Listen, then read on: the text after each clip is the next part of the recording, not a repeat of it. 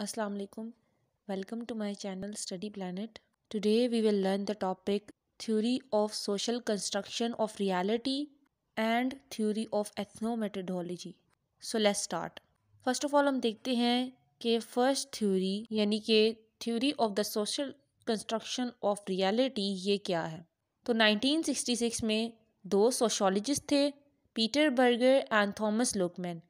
इन्होंने एक बुक लिखी थी जिसका नाम था the social construction of reality. इन्होंने इस बुक में कहा कि सोसाइटी जो है वो ह्यूमन से बनती है, इंसानों से बनती है, और ह्यूमन इंटरेक्शन जो इंसान आपस में इंटरेक्ट करते हैं, बातचीत करते हैं, गुफ्तगू करते हैं, मिलते जुलते हैं, तो उससे बनती है।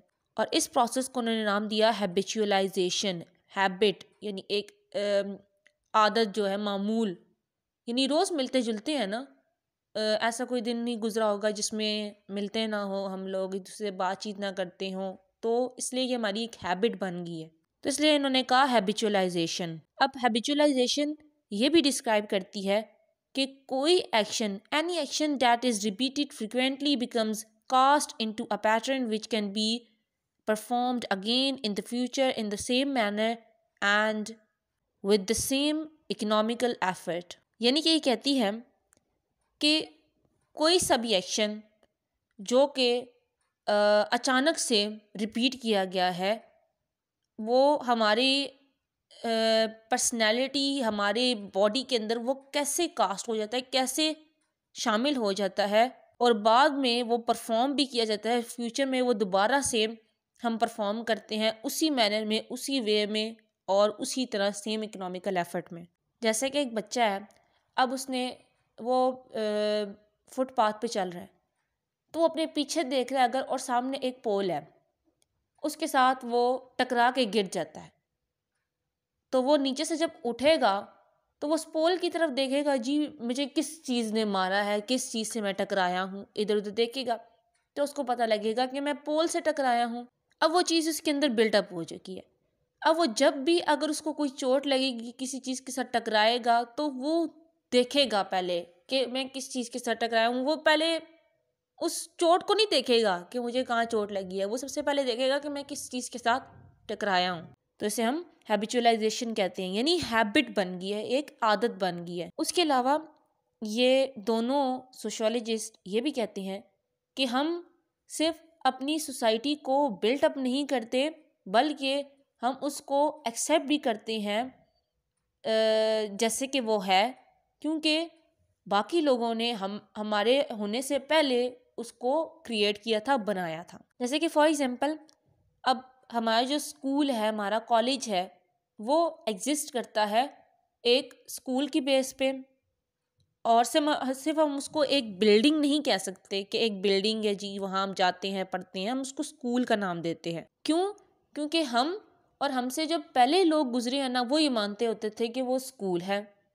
ठीक है, वो बिल्डिंग नहीं कहते थे, उसे ये कहते थे कि ये स्कूल है जहाँ एक बच्चा नरिशमेंट पाता है, नरिश होता है, एजुकेशन हासिल करता है। क्योंकि हमारा स्कूल जो है वो हमारे बनने से पहले बना था, और वो जो हमारे से पहले लोग थे उनके एग्रीमेंट से बना था। तो इसलिए हम उसको सिर्फ बिल्डिंग नहीं कह सकते, उसको स्कूल ही नाम देंगे, क्योंकि जिन लोगों ने बनाया था उन्होंने कुछ सोच समझ के ही बनाया होगा ना। तो इसलिए हम इसे रियलिटी को एक्सेप्ट करना कहते हैं। अच्छा, अब एक मेन चीज़ मैं आपको बताना चाहूँगी यहाँ पे कि रियलिटी होती क्या है। रियलिटी का मतलब है कि जो चीज़ आपको फिज़िकली नज़र आ रही है ना, आप उसको मान लो कि वो एक रियलिटी है। ठीक है, वो रियली एग्जिस्ट कर रही है। इसका मतलब नहीं है कि हमारी जो स्कूल्स, हमारे कॉलेजेस, हमारी जो बिल्डिंग्स हैं वो सामने फिज़िकली प्रेजेंट हैं तो हम उन्हें रियलिटी मान लें। नहीं, ये फिज़िकल चीज़ों की इन इन चीज़ों से हट के बात है। वो फिज़िकली प्रेजेंट हो, लेकिन वो एक रियलिटी बेसिकली एक थॉट प्रोसेस है जो डिफ़र करता है एक पर्सन से दूसरे पर्सन की तरफ। एक पर्सन की रियलिटी डिफरेंट होगी, दूसरे पर्सन की रियलिटी डिफरेंट होगी। जैसे कि फॉर एग्जांपल, अब दो औरतें हैं, एक वो वुमेन जो मिडिल क्लास से बिलोंग करती है, ठीक है, या फिर हायर क्लास की भी कह दें। वो बाज़ार में जाती है और उसे एक स्टॉल नज़र आता है जो कॉस्मेटिक प्रोडक्ट्स का एक स्टॉल नज़र आता है उसे, और वहाँ पे जो सेलर है, बेचने वाला है, वो आवाज़ लगा रहा है कि कोई सी भी आप कॉस्मेटिक प्रोडक्ट ले लें, वो आपको 100 रुपये में, 100 रुपीज़ में मिलेगी। तो वो लड़की जो है वो गौर करेगी कि ये कॉस्मेटिक प्रोडक्ट इस कंपनी का ये 100 रुपये में कैसे दे रहा है, जबकि ये तो इतना महंगा ब्रांड है। तो इसका मतलब यही कि ये तो फेक बना रहा है, और जब फेक चीज़ें बना रहे तो इसका मतलब है कि स्किन कैंसर हो जाएगा उसकी वजह से। तो मैं बजाय, अगर वो कॉस्मेटिक प्रोडक्ट अगर जो रियल है वो 2000 का है, तो मैं 100 रुपये में ले लूँ, तो मुझे उससे तो स्किन कैंसर हो जाएगा। और अगर मुझे स्किन कैंसर हो गया तो मुझे उस पर लाखों रुपए खर्च करने पड़ेंगे, फिर भी वो ठीक नहीं होगा। तो मैं रिस्क क्यों लूँ, मैं 2000 की चीज़ ही क्यों ना ख़रीदूँ। अब ये होगी उसकी रियलिटी। अब एक और औरत है जो उसी स्टॉल के पास आती है, वही आवाज़ सुनती है और ये सोचती है कि वाह, ये तो 100 रुपये में दे रहा है, इतनी महंगी चीज़ मैं 2000 की क्यों ख़रीदूँ। 2000 में तो मेरी इतनी चीज़ें आ जाएंगी, मैं ये 100 रुपये वाली चीज़ ले लेती हूँ, 2000 वाली छोड़ देती हूँ। वो ये नहीं देखेगी कि स्किन कैंसर होगा, वो अपने फाइनेंशियल एसेट्स को देख रही है कि मेरे पास कितने जो है, हमारे पास वेल्थ है, हमारे पास कितने पैसे हैं, तो उसको देख के ना वो डिसीजन ले रही है। अब उसकी रियलिटी अलग होगी। फर्स्ट वूमन की रियलिटी ये है कि हमें अच्छी चीज़ बाई करनी चाहिए ताकि स्किन कैंसर ना हो, जबकि दूसरी वुमेन की रियलिटी ये है कि हमें कोई सी भी चीज़ अगर सस्ती चीज़ मिल रही है, अगर वो महंगी वाली चीज़, तो हमें ले लेनी चाहिए बजाय पैसे ज़ाया करने के। अब हम किसी की भी रियलिटी को गलत नहीं कह सकते कि फर्स्ट वाली की रियलिटी गलत है या सेकंड वाली की रियलिटी गलत है दोनों ठीक अपने अपने लिहाज से। तो इसलिए बताया कि रियलिटी एक थॉट प्रोसेस है, ये डिफ़र करता है एक पर्सन से दूसरे पर्सन की तरफ। तो फर्स्ट पर्सन की भी जो सोच है वो रियलिटी है, उसके नज़दीक वो रियलिटी है, और दूसरे पर्सन के नज़दीक वो रियलिटी, इसको हम रियलिटी कहते हैं। अच्छा जी, तो हम बात करते हैं सोशल कंस्ट्रक्शन ऑफ रियलिटी की। तो इसमें इस कंसेप्ट को एक और तरीके से भी देखा गया, एक और तरीके से भी इस कंसेप्ट को अंडरस्टैंड किया गया, जो कि है W.I. थॉमस नाम के एक सोशियोलॉजिस्ट थे। उनका एक थ्योरम था, थॉमस थ्योरम, जो कि 1928 में दिया गया था। ये कहते हैं, if man define situations as real, they are real in their consequences. Consequences कहते हैं नताइज को, यानी अगर कोई इंसान मानता है कि कोई चीज़ अगर रियल है तो वो रियल क्यों है, क्योंकि वो उसके नताइज को देख के बताते हैं। अगर नतीजा रियल निकला तो वो रियल चीज़ है, अगर फेक निकला तो वो फेक चीज़ है। जैसे कि वो ब्यूटी प्रोडक्ट की, मैंने कॉस्मेटिक प्रोडक्ट की एग्जांपल दी थी, तो अगर वो औरत बगैर देखे वो 100 रुपये वाली कॉस्मेटिक प्रोडक्ट ले ले, उसको स्किन कैंसर हो जाए, तो उसको पता लग जाएगा कि ये चीज़ तो है वो फेक है, तभी मुझे स्किन कैंसर हुआ है। और अगर वो 100 रुपये वाली चीज़ वैसे ही काम करे जिस तरह 2000 वाली चीज़ काम करती, मतलब कोई स्किन कैंसर ना करे, तो इसका मतलब वो रियल है। तो इसलिए जो थॉमस थे, इन्होंने कहा कि कोई चीज़ इंसान तब रियलिटी मानता है जब वो उसके कॉन्सिक्वेंसेस से आगाह हो जाता है। और ये भी कहते हैं, इसमें एक और चीज़ भी आती है कि किसी भी पर्सन का बिहेवियर जो है वो डिटरमिन किया जा सकता है उसकी रियलिटी, सब्जेक्टिव रियलिटी से, ऑब्जेक्टिव रियलिटी नहीं। सब्जेक्टिव यानी जो वो खुद सोचता है, ठीक है। जैसे कि एक बच्चा है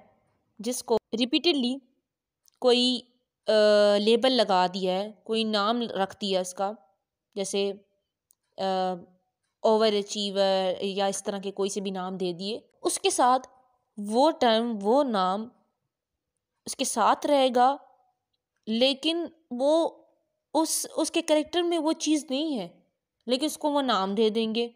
क्यों? क्योंकि लोग ऐसा सोचते हैं रियलिटी में कि वो ऐसा है, लेकिन असल में वो ऐसा नहीं है।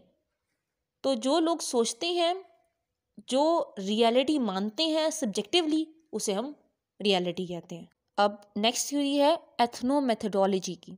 ये थ्योरी दी थी हैरोल्ड गारफिंकल ने अर्ली 1960s में, जो कि एक अमेरिकन सोशियोलॉजिस्ट थे। इन्होंने जब पहले ये एथनोमेथोडोलॉजी को डिराइव कर रहे थे तो इसके काफ़ी सारे नाम मतलब सोच रहे थे। तो इनके नाम्स में कुछ ये थे, एथनोबॉटनी, एथनोसाइकोलॉजी, एथनोम्यूजिकोलॉजी। तो उसके बाद उन्होंने आखिरकार ये एथनोमेथोडोलॉजी का वर्ड डिराइव किया। इन्होंने ये टर्म 1954 में इंट्रोड्यूस की थी, जब वो रिसर्च कर रहे थे ज्यूरीज पे। ज्यूरीज कहते हैं कोई भी ग्रुप ऑफ पीपल को। एथनोमेथोडोलॉजी बेसिकली 3 पार्ट्स में डिवाइडेड है, 3 वर्ड्स में डिवाइडेड है। एथनो जिसका मीनिंग है a specific socio cultural group, ये कोई से भी खसूसी जो है सोसाइटी या किसी कल्चर में कोई ग्रुप है, उसको हम एथनो कहते हैं। मेथड यानी कोई सी भी टेक्निक जो वो ग्रुप जो है वो यूज़ करता है अपनी जो रोज़मर्रा की लाइफ सिचुएशंस हैं उनको निगोशिएट करने के लिए। और ओलॉजी का मतलब है कि उन मेथड्स, उन टेक्निक्स को एक अकाउंट में लेके एक ऑर्डर में रखना, उसको हम ओलॉजी कहते हैं। एथनोमेथोडोलॉजी बेसिकली ट्राई करता है उन प्रोसीजर्स को आइडेंटिफाई करने के लिए, उनकी शिनाख्त करने के लिए, जिससे सोशल ऑर्डर एक सोसाइटी में डेवलप होता है। और ये ब्रांच सोशल साइंस की एक ऐसी ब्रांच है जो कि एक्सप्लोर करती है कि कैसे लोग आपस में इंटरेक्ट करते हैं, एक दूसरे के साथ इंटरेक्ट करते हैं और रियलिटी की एक सेंस बनाते हैं। कैसे मानते हैं कि ये चीज़ रियलिटी है और ये चीज़ रियलिटी नहीं है। इस मेथड से हम एक वर्ल्ड का एक कॉमन सेंस व्यू जो है वो इससे प्रोड्यूस होता है।